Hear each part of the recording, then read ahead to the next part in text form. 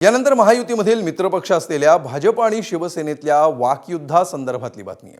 नवी मुंबईतील भाजपा मंत्री गणेश नाईक आणि उपमुख्यमंत्री एकनाथ शिंदेंमध्ये वादाचा नवा अंक सुरू झाल्याची चर्चा आहे आणि त्याला निमित्त ठरलाय नवी मुंबईतल्या विमानतळावरचा एक कार्यक्रम। झालं असं की काल शिवराज्याभिषेक दिनाच्या निमित्तानं नवी मुंबई विमानतळावर शिवरायांच्या पुतळ्याचं मुख्यमंत्र्यांच्या हस्ते अनावरण झालं। कार्यक्रमाला भाजपचे मंत्री गणेश नाईक, राष्ट्रवादीचे मंत्री आदिती तटकरे आणि काही आमदार होते। पण कार्यक्रमात नगरविकास मंत्री आणि सिडको अध्यक्ष असलेल्या एकनाथ शिंदे हे दिसले नाहीत, त्यामुळे चर्चा सुरू झाली।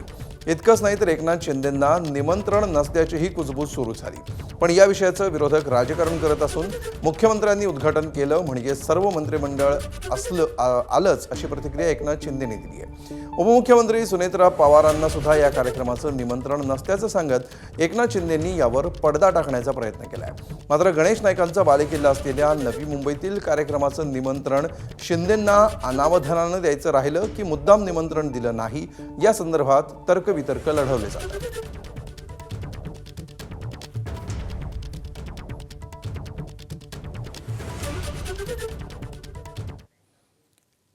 दरम्यान या संदर्भात राजकारण करणारे अधिकाऱ्यांची मुख्यमंत्र्यांकडे तक्रार करणार असल्याचं मंत्री संजय शिरसाट यांनी म्हटलंय।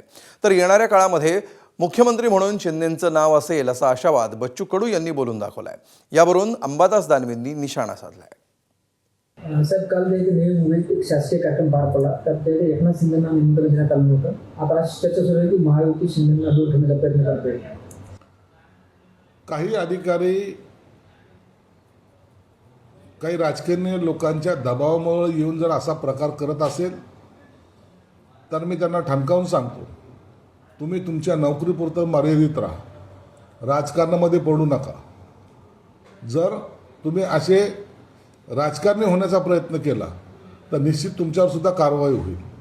आणि आता हे का घडलं, कसं घडलं याबद्दल सुद्धा मंगळवारी जेव्हा कॅबिनेटची बैठक असेल त्यामध्ये मी मुख्यमंत्री साहेबांना सुद्धा हा प्रश्न त्यांच्या समोर नक्की मांडणार आहे। मला असं वाटतं का एकंदरीत नाव असणं नसणं हा भाग अलग आहे, त्यांनी ते समजावं।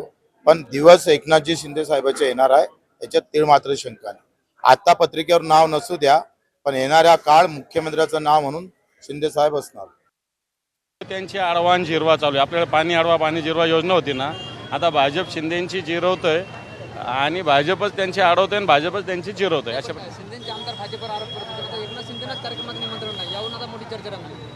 दिलं पाहिजे। नवी मुंबईचे ते त्या जिल्ह्याचे मला असं वाटतं पालकमंत्री पण आहे, एक राज्याचे उपमुख्यमंत्री आहे, परंतु भारतीय जनता पार्टी ठिकठिकाणी राजकारण करते, सत्य आहे।